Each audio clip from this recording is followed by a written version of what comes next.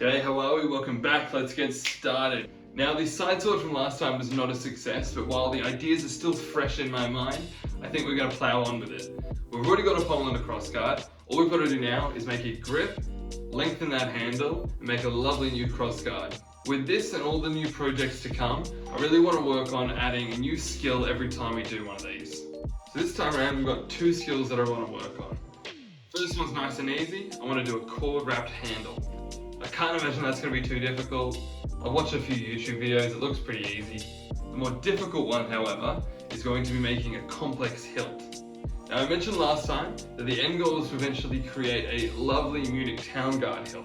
These are quite complicated and have a very particular arrangement to them, which I don't think we're going to get completed this time round.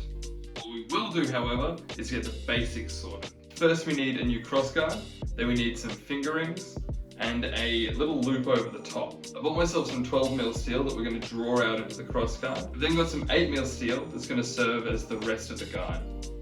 Alright, I don't want to waste any more of your time, so let's get to heavily work and start forging.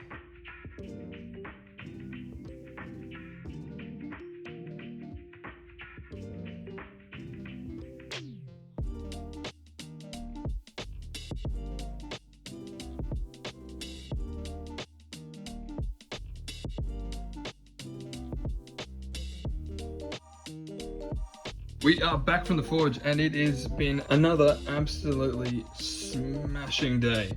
So we have made two finger rings, which are very close to the same, which I'm very happy with. We have a lovely looking crossguard, which looks closer and closer to the professionally made one every time I give it a go.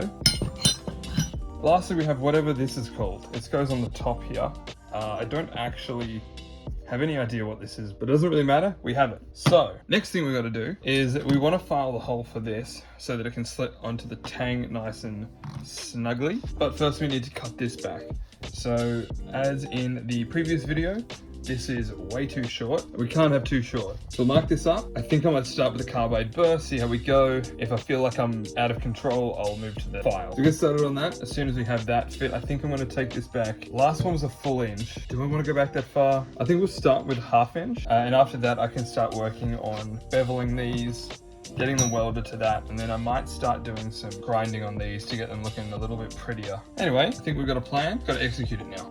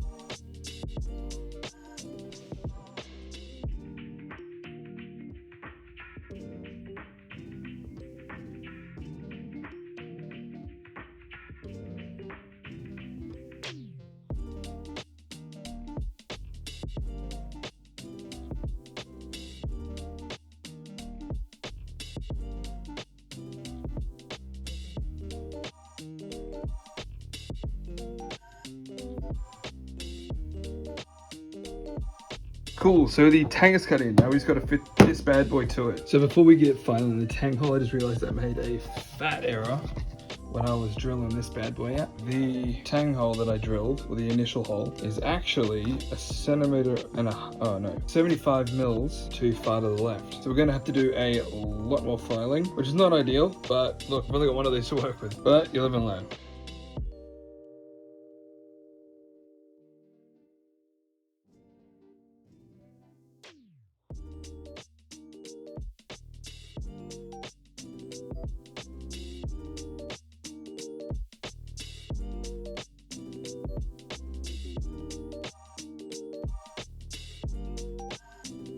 We've now got a tang hole blasted through the middle. Next thing is to create a step on either side to take a little bit of the strain off of the tang. The plan is to drill a hole on either side, and then we'll dig the rest out with the Dremel.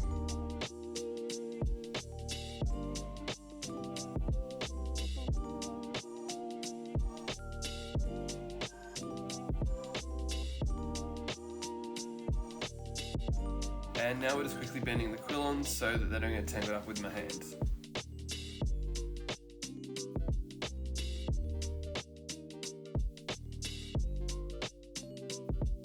Oh, just a quick warning, we're about to start welding, so there's going to be some bright lights now. Cool, finger rings are welded on. I've started cleaning them up. We just got to get that done. There'll probably be a few little spots that I didn't do a very good job welding out here and there. We'll have to dig into there a bit, add a bit more metal on top of it. Hopefully that works out nicely. Then we'll clean it up. I did this one all right. Plan is to cut through, trying to figure out how to describe that. Effectively cut through this curve into the base here. So this right angle here will be blended in. We'll do the same on that side and get ready for the thing which I don't know the name of.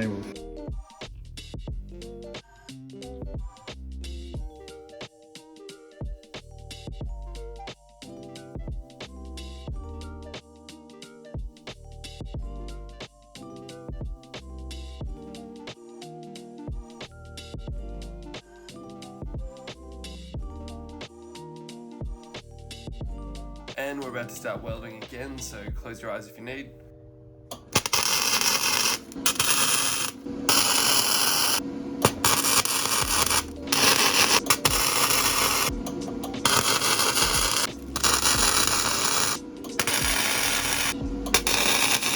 So while we're doing some cleanup on the crossguard, making a new grip, thought I'd take a sec to just stroke my own ego a bit and just say how great of a job I've been doing over the last few projects. I think that it's all come together so much better than anything I've ever tried in the past. Like maybe 4 or 5 years ago, I was trying to do a bunch of work with copper and it was just ugly, miserable garbage. But I think I've got a new mindset now where I'm like not trying to manifest what I'm imagining instantly and instead trying to like piece it together and like render it like you're doing like a drawing or something. I think the end result of that is a much more controlled process where I can really take my time, think about what I'm about to do, execute it carefully, and not end up with these just messes that I used to end up with. What I'm doing now is also a lot harder than what I was doing back then, so I don't know, it's just like a massive, it just feels really good. Anyway, enough of that. At the moment we're just chucking some super glue on the crossguard, giving it a nice oxide layer, make it nice and pretty. And then we're going to get onto the first cord wrapping, which is kind of exciting. I just bought some leather cord off of Amazon. I'm sure it's not great. I'm just going to wrap it up and then glue the end of it.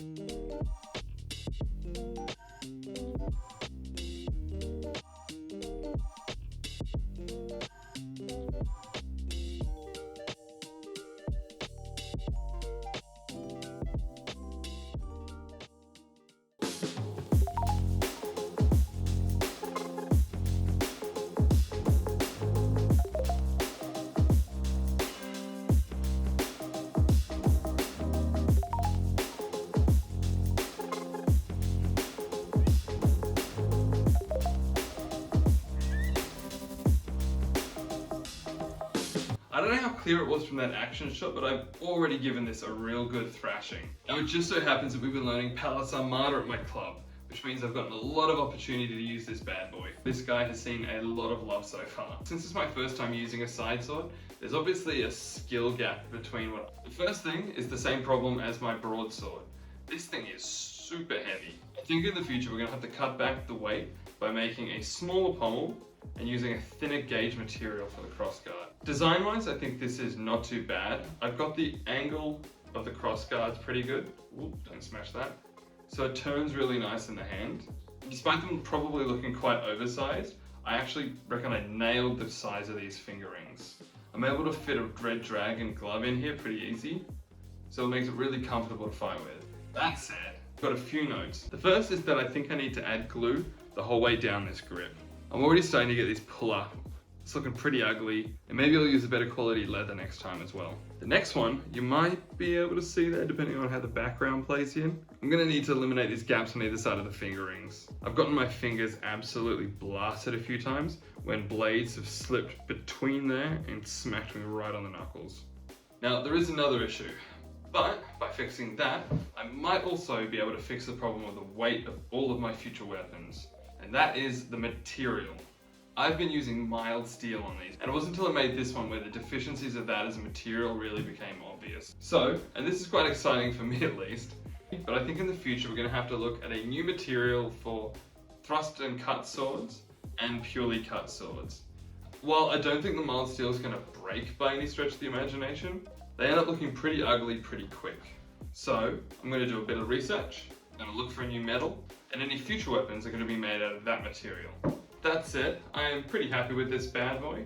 Feels pretty good to use, it's good fun, and we learned a hell of a lot that's going to be very important for future projects. So, thank you for stopping by. I really appreciate you watching the whole thing. If you did like this one, please do subscribe. I'll be uploading hopefully not too long, so I'll see you then.